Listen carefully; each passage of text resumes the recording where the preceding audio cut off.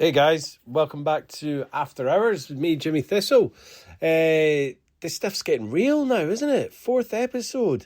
Um, so I was joined this evening by an amazing guy, Danny Konik. I hope I've got the pronunciation of that right. I didn't ask him in the chat, so apologies, Danny.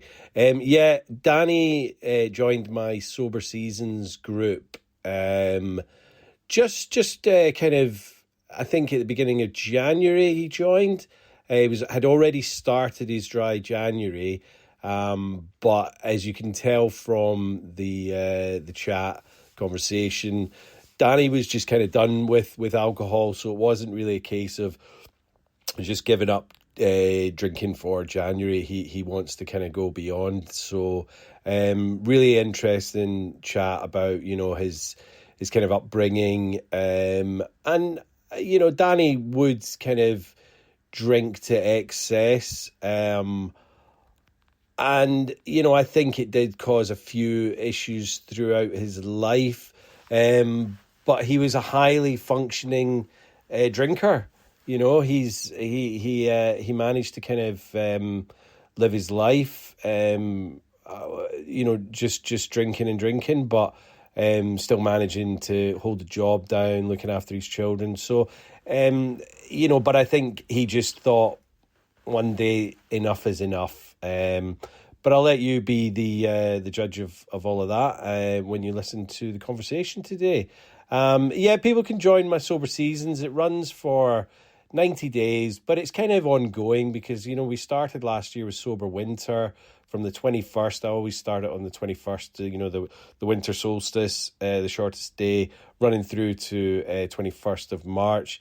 And then we start straight away, 21st of March, running through to, I'm going to have to do quick maths here. I think it's 21st of June, and then June to September, and then September straight through to December again. Yeah, I might have got all that wrong, but it's basically 90 days. It's 3 months, so that you can not just do it for a month, because you're not really getting any of the benefits from giving up alcohol for a month. You need to do it for like 90 days, 3 months to get the real benefits. So yeah, as I say, Danny joined. We've got quite a number of people on there now.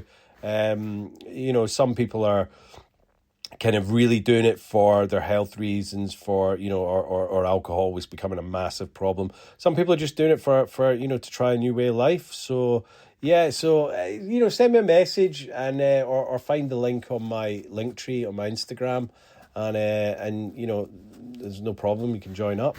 But yeah, sit back, enjoy the conversation tonight, and I'll join in at the end to have a little bit of a chat again. Bye bye. Hey Danny, welcome to After Hours. How are you today? Good, thanks for having me. Yeah, good, good. 30 days today, so I was bit of a gonna, milestone. I was gonna say 30 days, man. So a month tomorrow or a month today, I mean 30, 31 days, whatever. Well done, you. How are you Thanks very feeling? much. Yeah, good, good. It's yeah, early days were a struggle. Right, right. Well, Um, we'll get into that in a little minute. What I want to know, first of all, just tell me a little bit about yourself, because I see you're a gardener as well. I'm a gardener myself, so tell me a little bit about your kind of your childhood, maybe when you started drinking, etc. Just to begin with. yeah, sure. I born in Cambridge, um, so grew up there until I was 14. Right. Um, and then my parents moved us down to Cornwall. But yeah, I think my first drink was probably around the age of 10, Okay. 11 maybe. It was yeah, a good 80s upbringing. So it was I remember it was a New Year's Eve party, and my parents gave us all a mini bottle of baby sham each, and it must have been just half a glass, I think it was in there. But Yeah. yeah, I remember drinking that and thinking, oh, that's nice, I like that. How, So I think I how mind swept my siblings as well. So yeah, what about minesweeping? Yeah. How old are you, Danny? If you don't mind me asking. 46. Right, okay, so you're just a year older than me. Yeah, so I mean, I had the same. I always said my first drink was when I was 14, but I'm sure I had the odd sip of beer or something like that from the parents growing up. Do you know what I mean? It was the Yeah, 80s. It was a different time. And so I'm guessing you didn't really start boozing proper at that point. That would have just been like a kind of one-off New Year's thing. yeah. That was just a one-off. I always remember my paternal grandmother was Irish, and Right. my paternal grandfather was Polish. So they had a well-stocked cellar, shall we Yeah. say? Guinness, But yeah, Guinness and whenever snaps. Yeah, yeah. yeah, yeah. But when we were sort of farmed off there when we were poorly off sick, and yeah, we used to get given some medicine, which was generally honey, bit of hot water, and a little tot of whiskey. So Well, it's yeah, the we old all slept classic, well. the classic hot Yeah, toddy, isn't it? I mean, obviously I'm absolutely. Scottish, so that's kind of, the same thing. It was all medicinal purposes, wasn't it? So how Yeah. was your childhood? I actually lived in Cambridge for about 7 or 8 years, I think, back in the early noughties. So yeah, Oh, right. Okay. Yeah. Yeah, it was good. I mean, it was like I said, it was an '80s childhood. It was yeah, all I can remember is long hot summers and sort of whizzing around on our BMXs, and we had so much freedom. It's if you think back now, it's like it's crazy how much freedom we had. But yeah, sort of 10, 11, sort of cycling off for miles and miles and yeah. getting lost, and yeah, it was good. It was good. Just come in when the Yeah, and then street lights come on. Yeah, yeah, absolutely. Yeah, as long as you're home for dinner, and then yeah, yeah, before dark, that was fine. that's it. Um, yeah, and then sort of got to 14, and mum and dad decided, right, we're moving to Cornwall. So that was a bit of an upheaval, and yeah, an experience. But yeah, I've been here ever since. So yeah, And how was so that like? So sorry, what age were you? 14, did you say? yeah, so I was 14 when we moved down. So And how was yeah, that like making friends and stuff? Because I moved around at the same age, and new schools, new people, leaving all your mates behind. It's a bit of a ball ache, isn't it? You know what I mean? You're just settled in your life, and then you've got to move, and it's like, I think as a kid, I didn't realize quite the experience of it because I enjoy moving about, and I did quite a lot of that, and through my 20s and 30s, and it is, you're meeting new people and all that, but when you're a child, you hate it, don't you? So how kind of was that, making friends and stuff? yeah, I think you're right. It's similar. It was quite exciting at the time. Hmm. Um, but then you think back and think, God, that's a big change, a really big change, and you're almost starting again. You've built all these friendship groups, over 14 years, and that's all gone, and you're having to start from sort of the bottom again. And you're the new kid in a school with a funny accent. Yeah. It was tough. But yeah, I'm quite a sporty guy, so I got straight into the football team, rugby, cricket, and yeah, Hmm. so that sort of helped. But yeah, there was definitely a level of trying to sort of earn that acceptance. Yeah. Um, yeah, I think that feeds into a lot of later stuff as well. And I think we like I moved to Greece when I was 11, and then we came back, but when I went there it was kind of, I was like, oh yeah, I'm going to keep in touch with all my mates. And I think we wrote letters for a while, but there was no social media. So there was no way No. of really, there was no real internet at that point. So there's no way you can keep in touch with people like that or mobile phone. So it was quite tough. So when did you kind of start on, drinking, things like that, really, when it started for you? Yeah, it was. We had a little gang of us sort of grew up in a little village down by the Helford.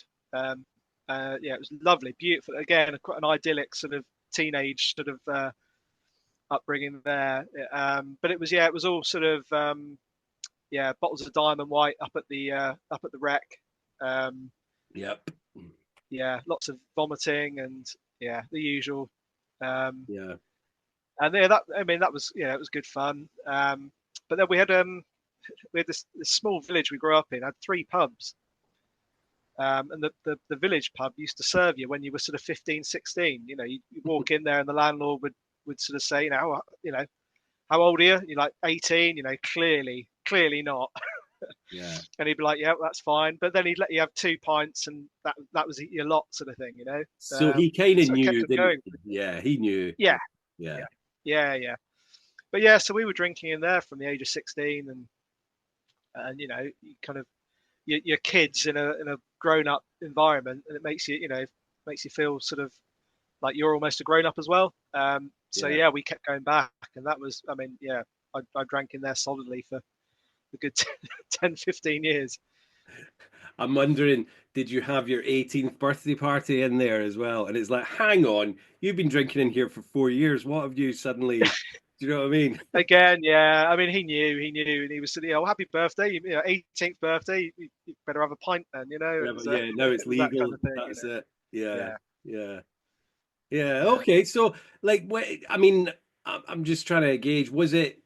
Did you see any kind of? Well, let's find out. I mean, why have you decided to do the dry January and then beyond? I mean, are you gonna drink again, or are you? I think you've said that you're going to continue this on, aren't you?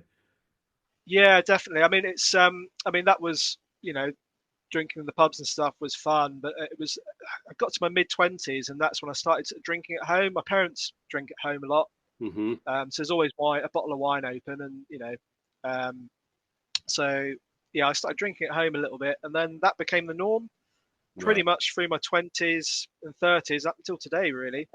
Um, and it was never really a major issue. It was mainly weekends. Um, but then, yeah, I think I'd say the last 10 years, yeah, it's been sort of, it was weekends, then weekend starts on Thursday, Yeah. and then you're chasing to try and win the week, which never happens. And it's towards the end, very regularly, 5 days a week, 6 days a week, and at least a bottle of wine a night. Right. Um, and I've got reasonably high tolerance. Of course. So it was never really sort of, I've never thought it was an issue, you Yeah. know. And what about like the hangovers? Was that an issue as you were getting more into your kind of late 30s or 40s? And Yeah, no, again, I never really suffered from hangovers. right. I'm Yeah. not entirely, I'm not entirely sure whether it was I just had one long hangover, so I didn't notice. Well, there is that Um, as well. Yeah. yeah, Yeah. Yeah. but yeah, so no, I mean, I could, I could knock back 2 bottles of wine easily, and then get up the next morning for work, and you know, no problem at all. Yeah. And what about Yeah, not really. spirits? Did spirits ever enter into the situation or? Yeah, so I had to really limit myself to a bottle of whiskey at Christmas because I Right. love single malt whiskies. Just oh yeah, reminiscing. Reminiscing. Yeah. But Yeah. yeah, yeah, but it's yeah that I knew very well that if that became a regular thing, that could be a real problem. Yeah. See, I mean, I think with me and my drinking, like wine was always a kind of, well, it's a sophisticated thing that you do at Yeah, home with your partner. You're watching a film, you'll have a glass of wine. And I would normally get like at least two or three bottles in because I would think, well, I'm going to have a bottle myself anyway, so I need to have one for my yeah, partner. My partner wouldn't probably drink as much as me, so I was at least having, at least one and a half to two bottles, and then the third one would probably get opened.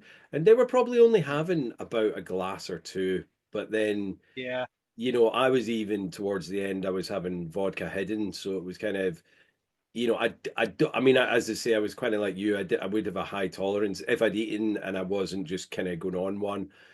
mm, But I definitely must have perceived to being more drunk than she was. There was that definitely. But I thought I was fine. And you think you're hiding it, and it's not an issue. So, when did you start kind of seeing it as right? I need to do something about this, or I mean, sorry, have you got a family, kids? yeah. So I've got three. I'm a single parent to three Right, boys. Pretty similar to Kate. right, It was okay, on yeah, similar ages. yeah, Yeah, so yeah, 14, 12, and 8. Um, so they're here half the week. So yeah, that's keeps me busy. yeah. And it's yeah, definitely more difficult with a after a couple of bottles of wine.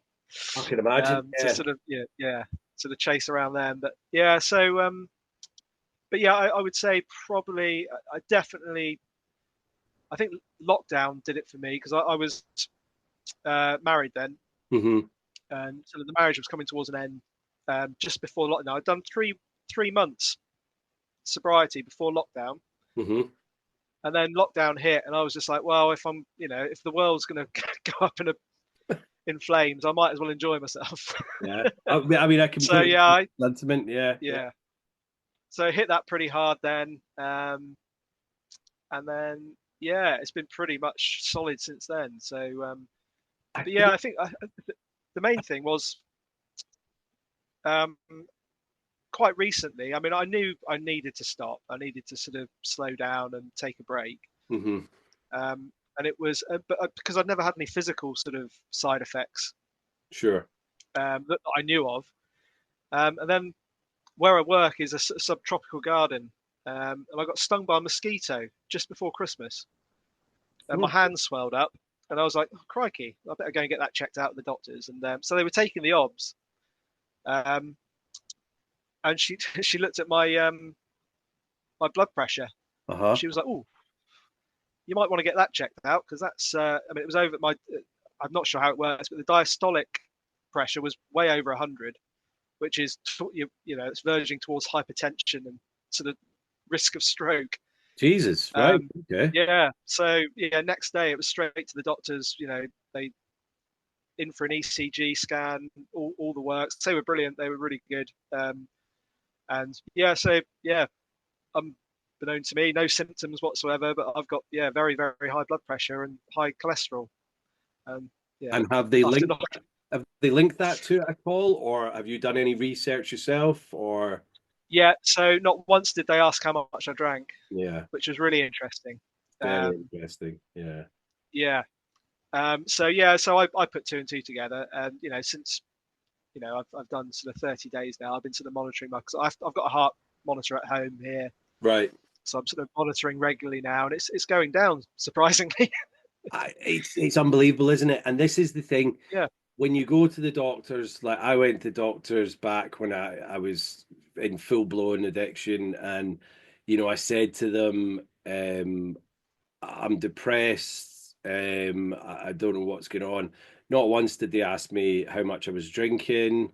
They just put me on some citalopram, and basically just they put me on a high dose and said, come back and see us if you're feeling any worse, if there's any, extreme suicidal thoughts or anything like that, come back to us. But not once did they say, how much are you drinking? And I think, they do have a duty of care, and they should be asking people that, especially with things like, what you've got, high blood pressure, cholesterol, and depression. Like, just say, right, do you know what? Give up drink for a month or two, and then come back yeah, and we'll see what's going on. Not what so many people have heard that the doctors are just not doing their due diligence and finding out what the situation is with people, which is quite worrying. I know they're stacked out, they're so busy at this point, but they've still got a duty of care to people. Well, I yeah. mean, I that wonder is whether it's go on, yeah. sorry.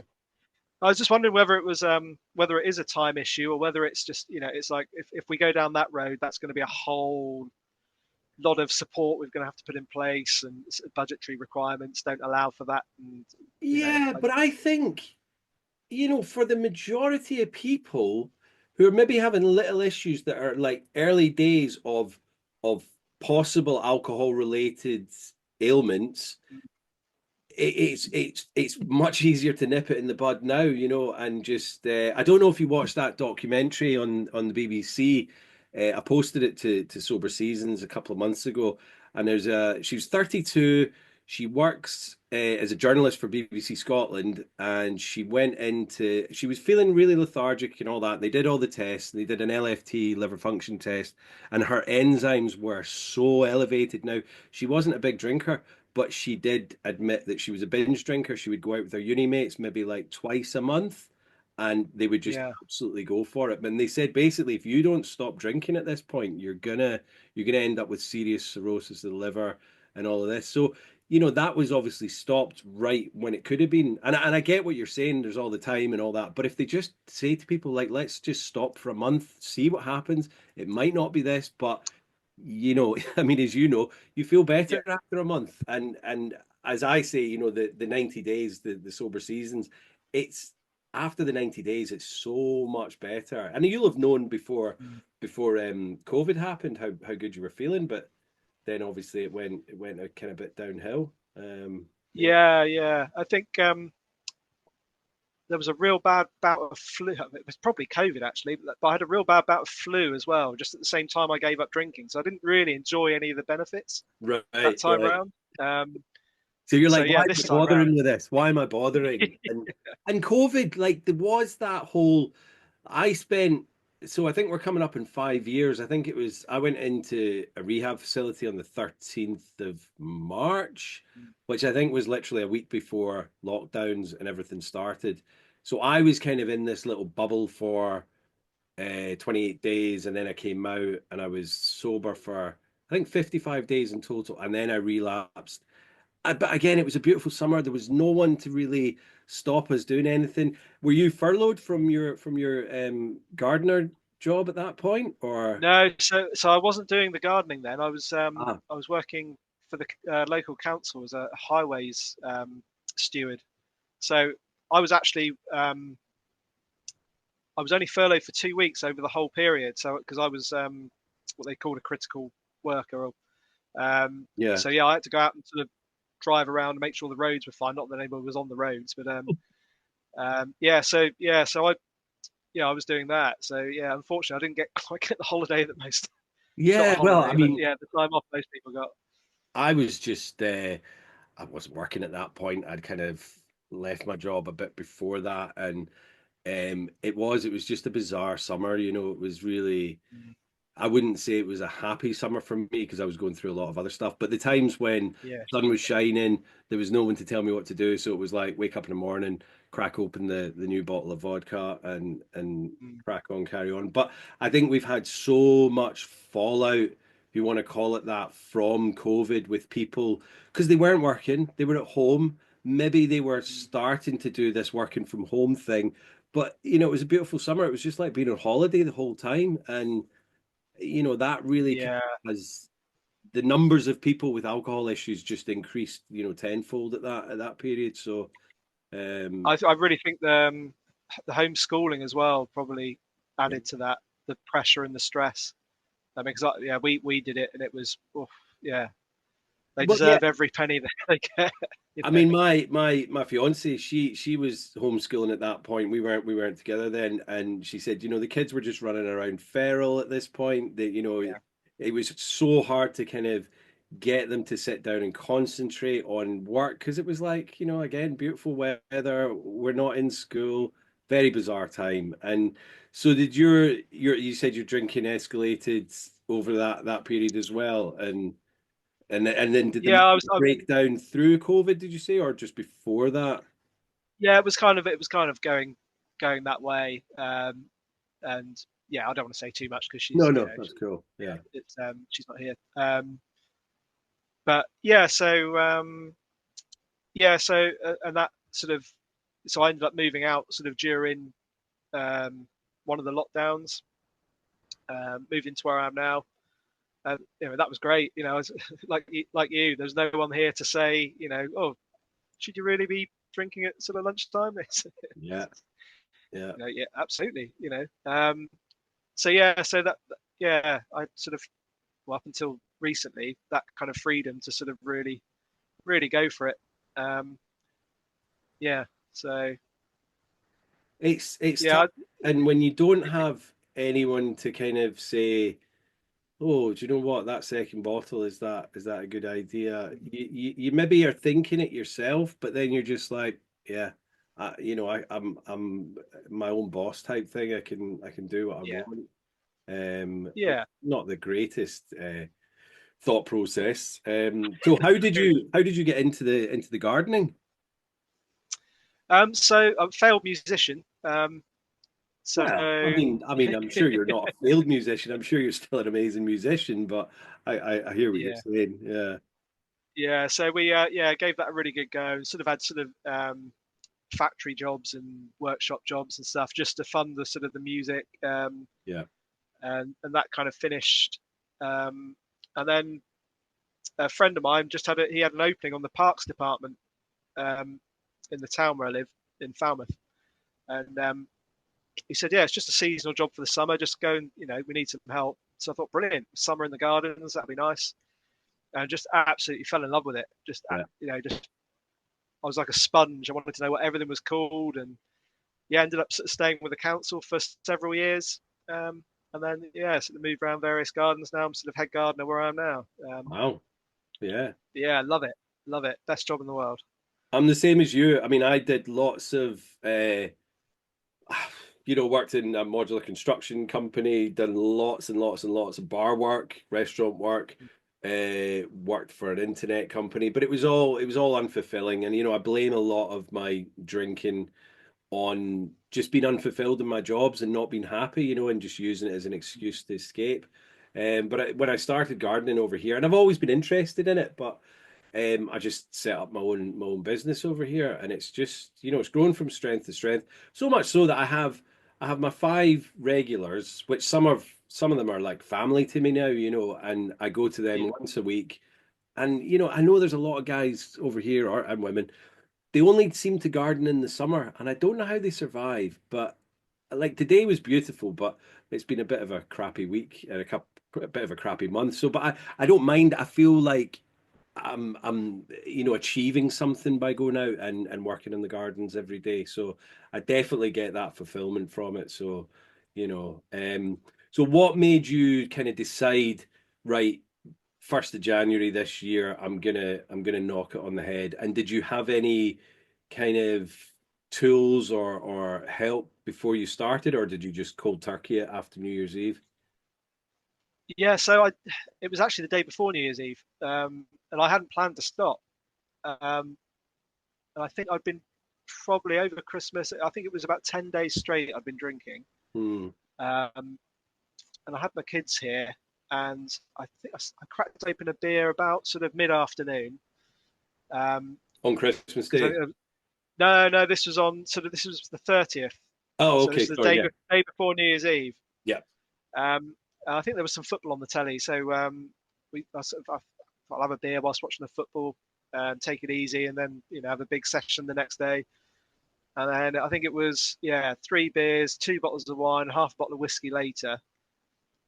I woke up the next morning and just for the first time I felt really horrible, like really like, oh, that was too much. Yeah. And yeah, just like, what are you doing? Like, you're 46, you got the kids in the house, you Yeah. know.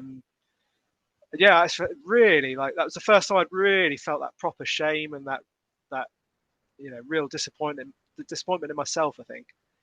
And did you And black I out knew, at all at that point, or no, I've never suffered from ever blackouts. blackout? No, right. So No, obviously you got the kids to bed and all of that, and then yeah, stairs crack yeah, up. I'm quite high functioning. I'm quite a Yeah. high functioning drinker. Well, yeah, yeah, Yeah, absolutely. so I managed to do all that, and then got myself to bed. I didn't wake up in my clothes or anything. And got up early and got the breakfast ready. But oh God, yeah, I really felt bad. And that was and I think there was a little. I've tried to stop drinking before, and it's never really stuck. It's never, I like do a couple of days, and it's like, back on it.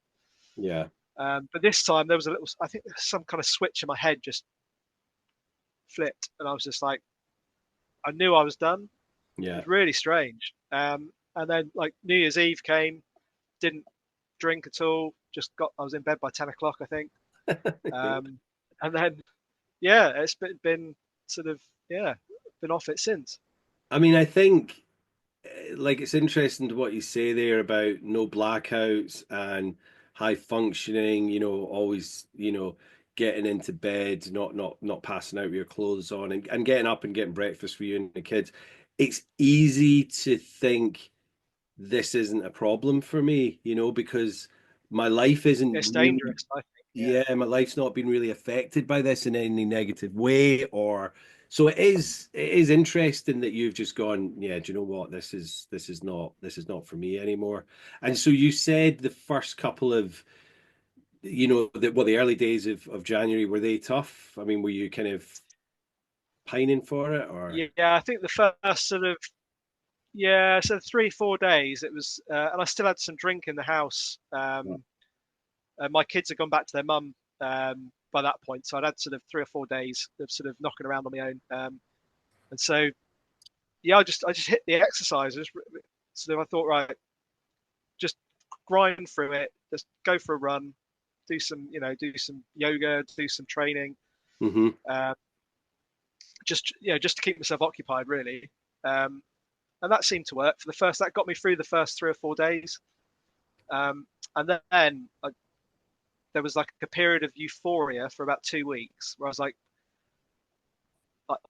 the house has never been cleaner. Everything was getting done. The Yeah. kids were, all their clothes were all nicely folded up, and yeah, that was amazing. And then like the last week or so, the kind of realities kind of settled down to more of a plateau than a you know than an amazing high that 2 weeks was.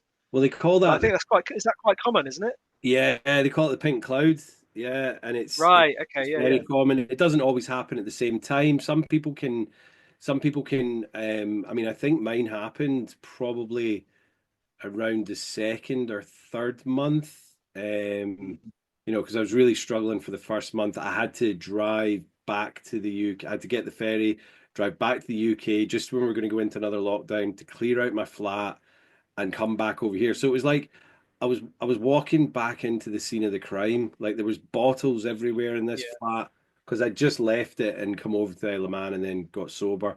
So this was after 33 days. And looking back, it's amazing why I put myself, how I put myself through that, or what my parents must have been thinking, going, okay, but I just like you, I knew that this time was different, and I knew that I wasn't going to drink. There was still probably some vodka in some of the bottles, although it would have probably just been dregs. But like as soon as I got in, I threw all that stuff out, poured it away, and yeah, so the pink cloud is it's this little phenomenon that happens. It doesn't last for a long time, or it can last for ages. Like I think I was saying to Kate Turner the other day that I still feel like my pink cloud is still going. Mm, Just because my life is so much better without yeah. it. And so, do you think? Like I know you said you want to continue this on, but are you just going to go for complete abstinence, or like because it's a difficult one. I mean, I'm trying to gauge your drinking habits, but do you think if you were to say go and have a drink in February or March, you'd go probably right back to where you started, or Oh yeah. Yeah. Without a doubt. Yeah. right? It was. I'm a. As soon as I had one, that's it. That's Yeah, drink to my limit. Oblivion. Yeah, yeah, Um, yeah, and I've always been like that. So um, yeah, I kind of knew that stopping would probably mean stopping and not moderating. yeah, yeah. Um, so And yeah, how have your friends and family kind of taken to it? Have you told many people, or is this a kind of keeping it close to your chest type thing, or yeah, I've kind of mentioned it to a few people, and I think for myself, I was kind of I've been sort of trawling the podcasts and the literature and stuff, and I think a lot of Mhm. people do hibernate to begin with, Yeah. and I think there was an element of that. But I've been out to a couple of pubs since, for various things, and they've got some really good non-alcoholic beer. I was going to ask you about that actually. What you think about this sort of 0% sort of alcohol-free beers? So when I was in rehab, they said to me, um, that you shouldn't really be touching them at the beginning. Now, this is just purely what they've said, and it was like because, and it depends on your level of, whatever. For me, I felt that like if I was to come out and start using the point of my drinking was to get completely drunk to oblivion. It wasn't because I Yeah, enjoyed the taste. I enjoyed the taste of alcohol. I enjoyed the taste of that ethanol in it. It wasn't the yeah, beer or the wine, the vodka. So like the pure or the vodka, whiskey wasn't really a thing for me. It also made me quite an angry person, so I never touched it. But the for me, it was like there's no point in drinking other than to get completely wasted. So if I was going to drink an alcohol-free beer, then I might as well drink water or juice or tea. Yeah, yeah, So, like, I get the whole point of being in a pub and you want to look like you've got a pint or, an alcoholic drink so that it deflects the questions and it makes you more part of the furniture. And I get that. I didn't touch them for a year, but also I didn't really go to pubs and anything like that for the first year. I was kind of hibernating. I didn't really know many people over here, so the only people I knew were people in like the fellowship and the meetings that I was going to. So most of us oh, would okay. just go to like we'd go hiking or we'd go to for coffees and that. So it wasn't really until the second or third year that I started venturing out for like meals and things like that. And then I did start using them because I think the Guinness Zero is fantastic, Mm. I really like that. I think I've had a little bit of the No Secco. Uh, so I don't as I say, I've not really tried any of the gins or the vodkas because I just find that to be a bit too far the other way. Um, so well, I was going to like parties and things like that, and a lot of our friends will get Guinness Zero in for me, but I Mm. was tending to just have like one or two, and then now I'm kind of just not really bothering with them. They are good and they're a great tool, but my only stress would be not to kind of use them as a substitute. Do you know what I mean? Because then you're just going to get frustrated and find, well, Yeah, why am I not getting a buzz from this? But if you go into it with that kind of knowledge, then yeah, I don't think there's a problem there at all.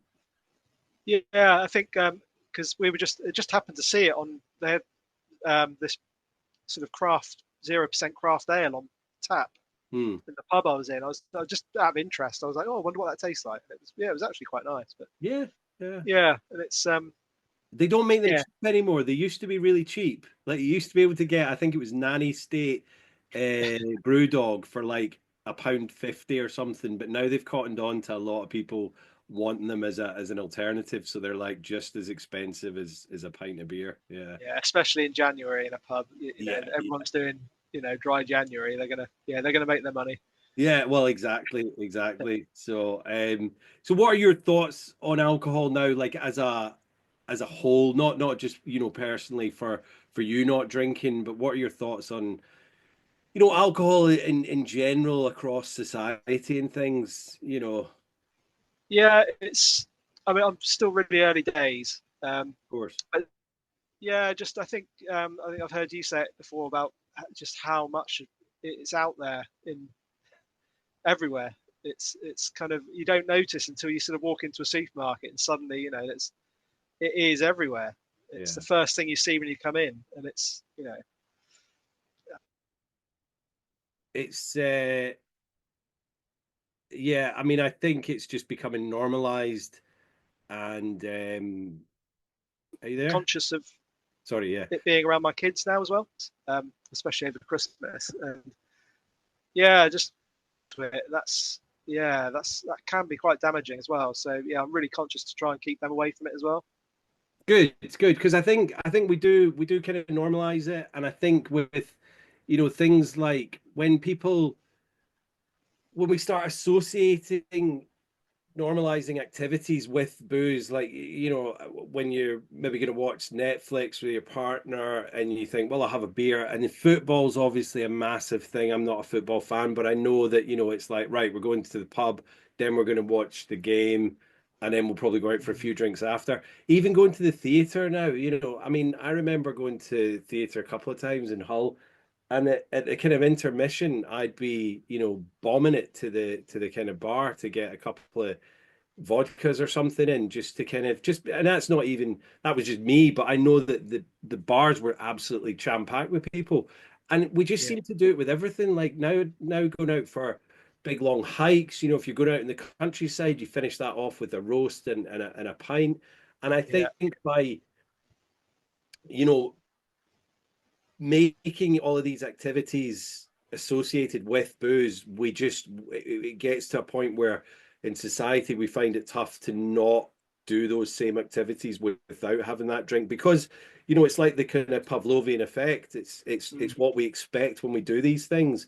And it's just a case of getting people to go, do you know what? Let's try and do that without this. Yeah, We're going to have more clarity. We're going to have more fun doing it. We're not, dampening our kind of mind and spirit by, um, putting the alcohol in eventually.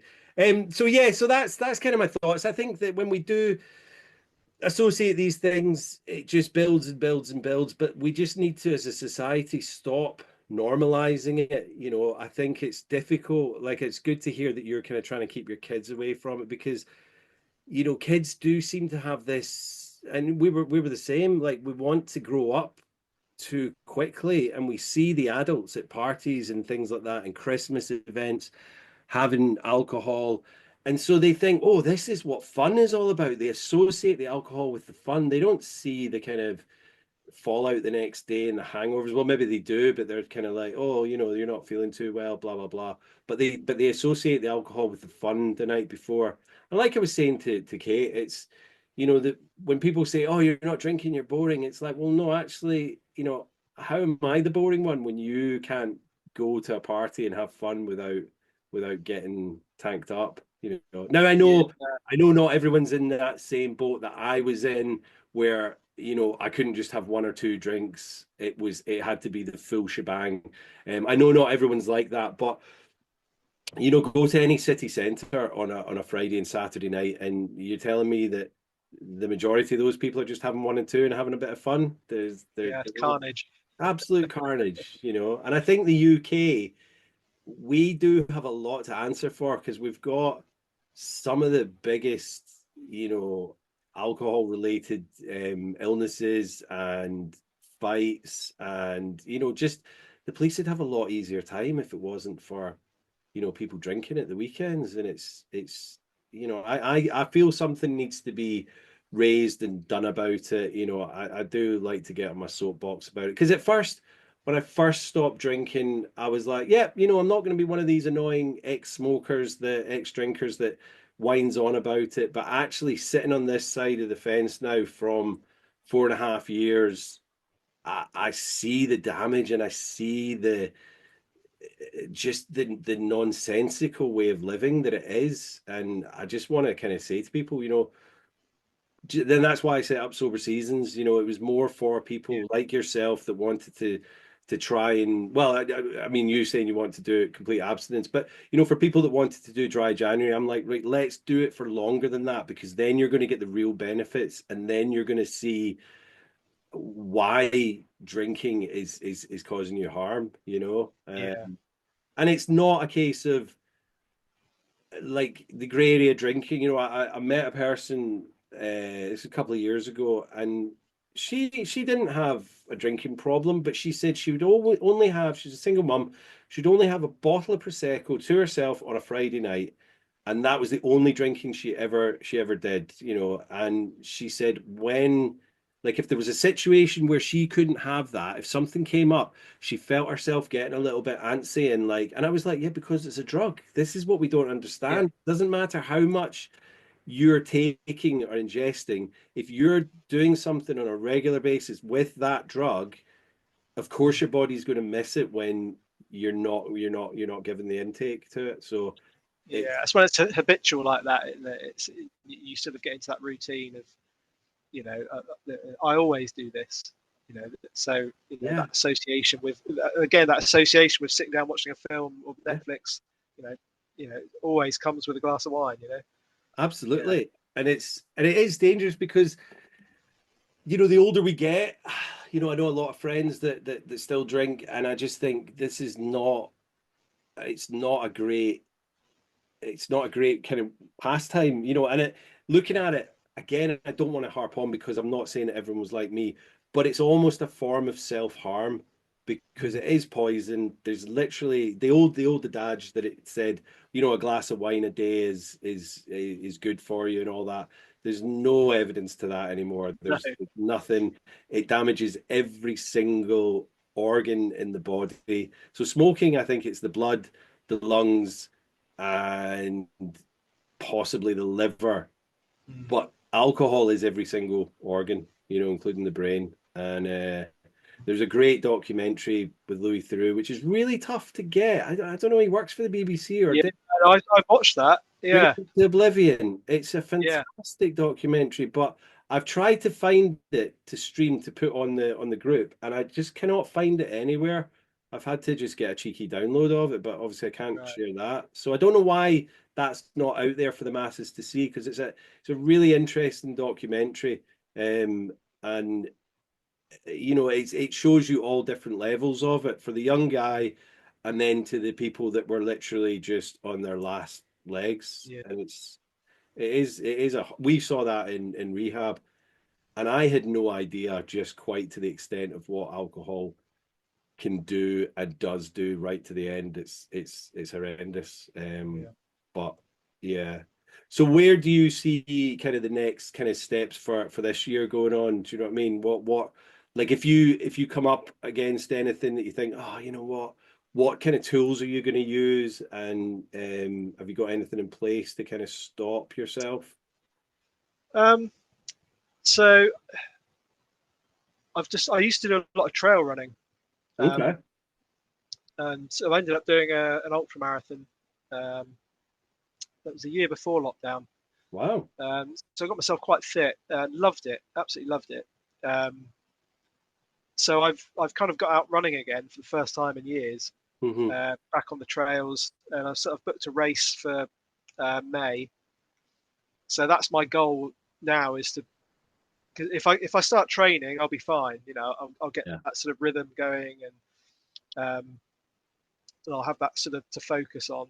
Um, Have you and then started hope. training yet? Sorry, Have you sorry. started have you started training yet? Yeah, yeah. Okay. That's why 'Cause that's why I'm sat down at the moment. I couldn't stand yeah, up. I mean, I used to do a bit of running as well. I've never done an ultra. I did a lot of fell running as well. I've done a Yeah, few marathons. I haven't ran for many years, but as you know, gardening keeps us quite fit. I yeah, see. yeah. It's I, surprising, isn't it? it's so surprising, but I suppose we're on our feet all day. We're walking about. I signed up to the Great North Run this year, so I got in through the ballot. I've done it twice before, Oh, but this amazing. time I got in for free, basically. So I'm signed up for that in September, and I've got three runs to do in April. One's a 5K, one's a 10K, and one's like a hill race. Yeah, So I've done it. I did a couple of days training before the new year, but I haven't been out this January at all. I'm making excuses to myself. The weather's shit and this and that, but I know yeah, once I get out and do my first run, I'll be fine. But I just need to get out and maybe I'll start this weekend. Maybe I'll do that. Yeah, yeah. yeah, yeah. So the first one's always the worst, isn't it? It's just, It is, and it's easy. I mean, at the moment, it's finding time, and obviously getting home from work. I'm absolutely shattered, so it's kind of like, But that used to be the thing. I'd get home from work, shattered from the day, and it's like, right, I'll crack open a beer or cooking. That was another thing that was, for me, it was like, right, I'll have a glass of wine while I'm cooking this because the recipe, says it needs to have some red wine in there, and this is very sophisticated. So yeah. yeah. See, I've the little thing I've done with that is because I'm a bit of a foodie, so I cook everything from scratch. So instead of the red wine, I get those little red wine stock pots, and they're Oh just, yeah. yeah, Yeah. yeah. You can't drink them, so Well, you can't drink them, and I don't know if there's any alcohol in them. I think it's more just for the no, flavor. The yeah, alcohol burns off anyway, so it's kind of it's not. So when I first got sober this time, and I was going to all the meetings, and I thought for the first 6 months, I used a thing called, and I need to get the name right. It's called disulfiram. It's called Antibuse, is its kind of trade name. So basically, if you have to take this, and if you drink alcohol, you really become violently sick. You start getting heart palpitations. And I drank on it many times before. Well, I say many times, many years ago. I tried it then, and I drank on it, and it was horrible. So I used it right. this time just to kind of get myself that little bit of leeway, get 6 months under my belt, and then I stopped doing it. But it's so bizarre. You can, like, I had to change all of my kind of shower gels, moisturizers, all that kind of stuff. It's amazing the amount of things that alcohol's in. Oh, of And course, yeah, yeah, and the hidden names as well, like anything ending in like OL, I think, or IL is alcohol. And I didn't know this, so I changed this I think it was a deodorant I was using, and I changed to this other one, and suddenly I was just red blotches everywhere. So Oh it's God. a really good tool to use Yeah. for people if they want to get that extra kind of crutch under their belt. But you got to watch what you're kind of putting on your skin or anything like that. Yeah. It's bizarre. Yeah. But I think another thing, like there's some really good podcasts out there that I've been sort of, yeah, really cracking on with those, especially with gardening. You can just, I mean, I'm doing sort of 6, 7 hours a day, you know, Yeah. podcasts, and yeah, Sober Dave is good. That's where I heard you for the Oh first yeah. time. Yeah, Yeah, he's a legend. his podcast is great. Yeah. Yeah. But yeah, so things like that are really helping. I've joined a group as well called the Sober Swimmers, Oh right, okay. based in Falmouth. So they meet up twice a week and go for a swim in the sea, and sort of have a chat afterwards. Just sort of an unofficial kind of support group. Yeah, So that's I haven't been to one yet, just because of logistics and timings and things. of But course. yeah, hoping to get to some of those. They've got a Facebook group as well, so as well as yours, I'm on that. So And yeah, they're called sober swimmers, so they're all obviously, abstinent or in recovery or whatever. or it's for Sober Curious as well. Yeah, yeah. So yeah, it's yeah, That's yeah, brilliant. It's yeah, good that there are so many new things out there for people because even when I started, and I know we're on the Isle of Man and there's not that many resources here.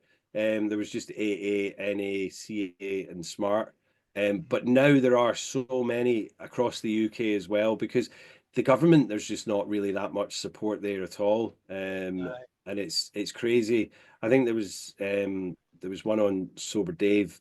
I can't remember her name, but her husband had not long passed since she when she did the Sober Dave one, and it was basically he was such a mess. But when they went to the local support group, they basically said you're not alcoholic enough for us to take you on, and it ended in really, absolute tragedy. And I know they're strapped and they don't have that many resources, but to turn people away because they don't think they're as bad as they should be is kind of like, what are you doing? Do you know what I mean? yeah, It's that's not it's right, is horrible. it? And unless you've got money, um, you know, to go to the priory or whatever, it's kind of a difficult situation. So yeah, Yeah, I mean, not we great. have, I mean, because I was looking online for support down here, and yeah, there's not a lot. We've got Mm. AA, but there's no smart meetings down. I mean, they're all online, so Oh, there's, really? yeah, the big sort of groups. Not that I could see anyway. Yeah, So yeah. yeah, I think that's why a lot of these sort of little sort of independent groups are popping up. Um, And that's what's great because people yeah, are just taking it upon themselves to kind of set up groups, help people out. That I mean that's what I've always said and what they say, especially in the fellowship. It's like, just giving back what was done for me, and that's essentially it. It's I didn't get sober on my own. And I know there's a lot of people out there that are really struggling, and if they know that there is help and that it's okay to ask for help, then that's really the kind of crux of it. That's how we can get more people to admit that they might have a problem and yeah, do something about it. And not just that, as I say, it's the grey area drinkers. If you think there's a bit of an issue with alcohol, then there probably is an issue with alcohol. So just knock it on the head and yeah. forward. Yeah, yeah, I think I quite like the term, the sober curious term, because it's not hasn't got the implications of alcoholic and things sort of yeah, in it, and it's more sort of a friendly introduction to it. Yeah, yeah. I think that works quite well. Because I do hate the term alcoholic now.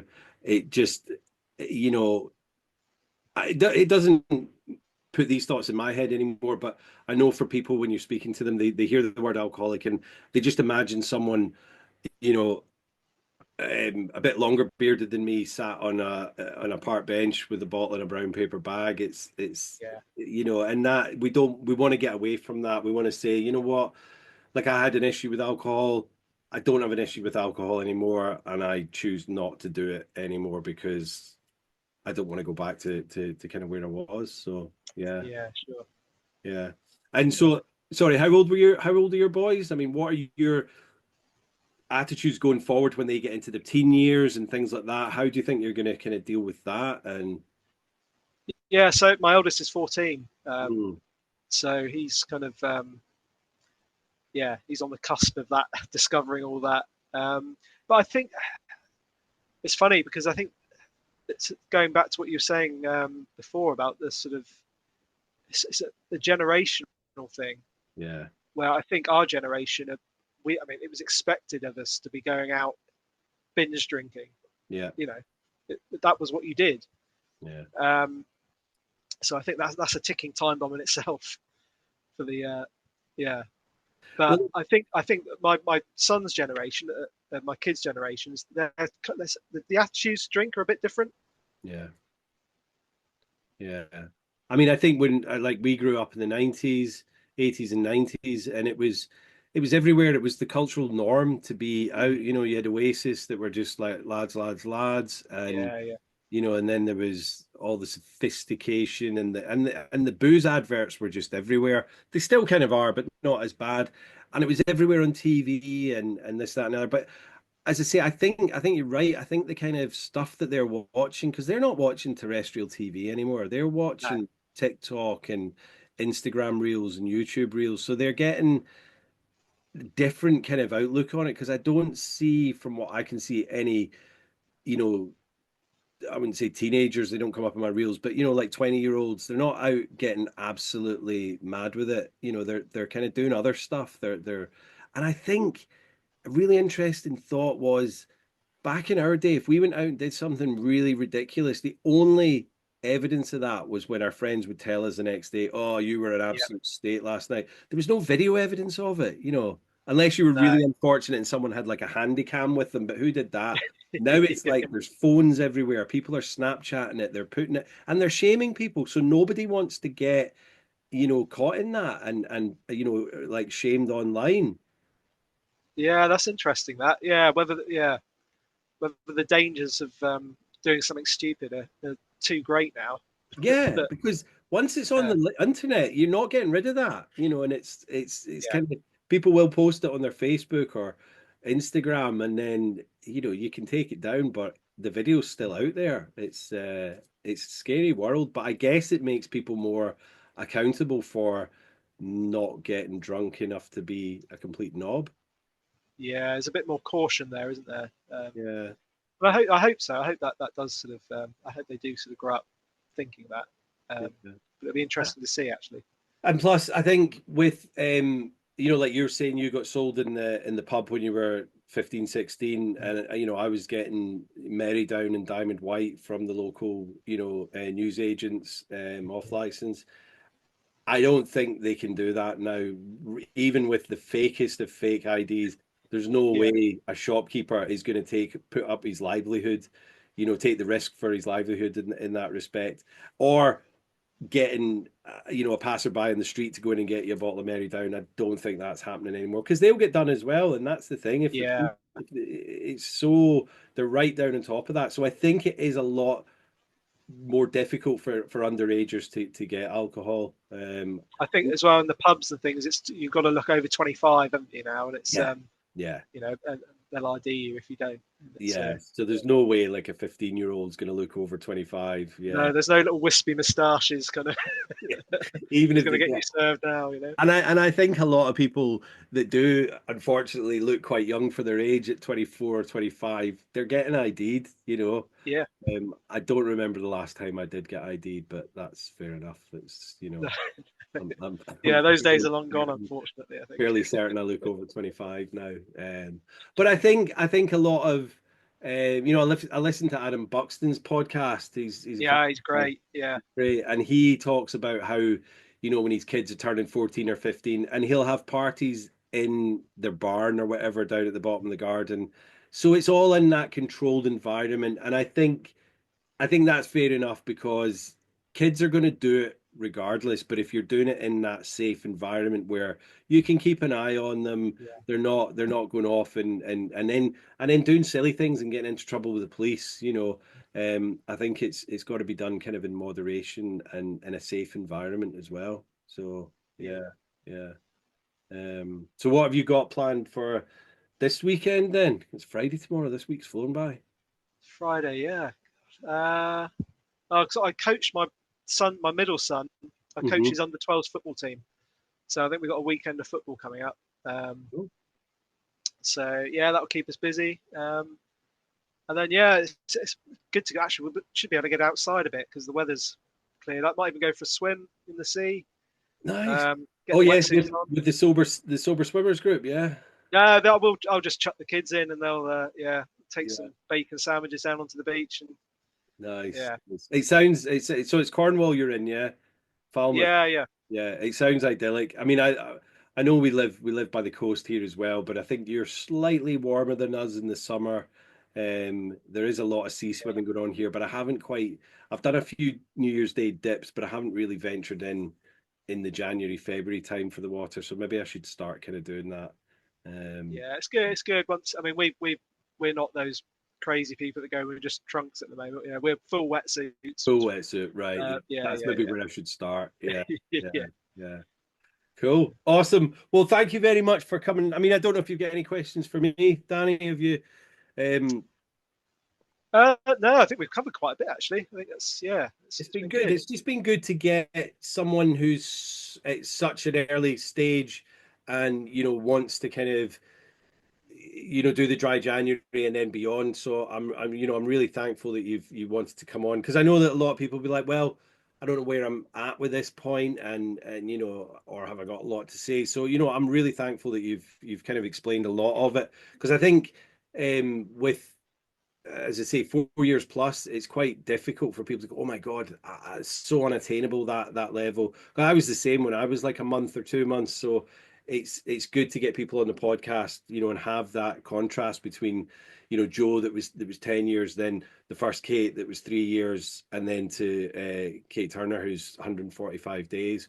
So it's good to get this contrast, I think, and it'll Yeah, it'll hopefully start making a lot of the feedback I've been getting from friends and family that are listening to it, they're not big drinkers and they don't have problems with alcohol, but they're listening to it and there's bits that are resonating with them. So I think yeah. it's quite good that we're getting that kind of message across. So yeah, thank you very much for coming on and No, no worries. Thanks for having me. And I keep will say after just even after 30 days that like the transformation is just yeah yeah, just the fog's lifted and everything's a little bit clearer and a bit brighter and yeah yeah, and yeah. things ache less. It's just a happier way of living, And this Yeah, is the thing: you just want to scream, go and do some research on the alcohol. Don't just read drink responsibly because that's a load of nonsense. yeah, You need to know that it is doing you some damage as well. It's like ethanol that's only used for cleaning products, for cleaning things and dousing things, and yeah, we shouldn't be drinking it. It should no, have a thing, not for human consumption, and it would have been if it just been discovered now. But anyway, well, absolutely. yeah, yeah. Well, yeah. So what I'll do, Danny, like I say to everyone, are you happy with me putting your Instagram details on there, or do you want me to kind of hold back on that? Yeah, that's fine. Yeah, Cool, no, cool. that's all cool. Yeah, yeah, you can put that up. It's mainly pictures of plants. Well, yeah, no, I think it's great because, as I say, like obviously, I think you came on there, you showed up on my Instagram maybe a couple of months ago, yeah. Yeah, So it was just lovely to see another kind of gardener on there as well. I've got another gardener coming on yeah. at the weekend, so there'll be three of Oh, us, amazing. on the podcast. So yeah, yeah, Yeah, it seems to be a way. And I think I said in one of the other podcasts how I thought it would have been a great job for me when I was drinking. Absolute nonsense. Do you know what I mean? mm, Literally no yeah. job is good when you're Oh drinking. no, it's 10 times harder. Yeah, absolutely. They would just find me behind the marigolds down the bottom, hiding under the hydrangea. Yeah. Yeah, Right. I'll call it there then. Cheers, Danny. brilliant. Speak to you soon, mate, and you take care. Cheers, buddy. And yourself, Jimmy. Thank you. Bye bye. So yeah, that was Danny. great conversation with him tonight. Just a kind of, informal chat about his drinking and, why he decided to give it up. I thought it was just brilliant. And I think it's really good to get, someone who's right in at the beginning of their journey, 31 days. So he's doing amazing, had a few wobbles at the beginning of it, but, has come through that, and he's got plenty of kind of different tools in place. He's going to start, the Sober Swimmers down where he lives in Falmouth in Cornwall. And, he's a great guy, and all the luck to him in the future. But it's just amazing to see how somebody can just wake up one morning and go, you know what, I've had enough. This is it. I'm giving this up. It's done me no, positives in my life. It's brought me no joy. So yeah, let's try life without it. And that's all it is. It's just trying life without it. So, if you are interested in joining Sober Seasons, join up or just be sober curious. Try it for 3 months. You don't have to join a group. You can do it yourself. A month isn't long enough in my books, so to get the real benefits, you need to do it for 3 months. So thanks very much to Danny. You can find him. I'll put the link in the show notes. And here's to more and more podcasts coming your way. Thanks very much for listening right to the end. Thanks, guys. Bye-bye.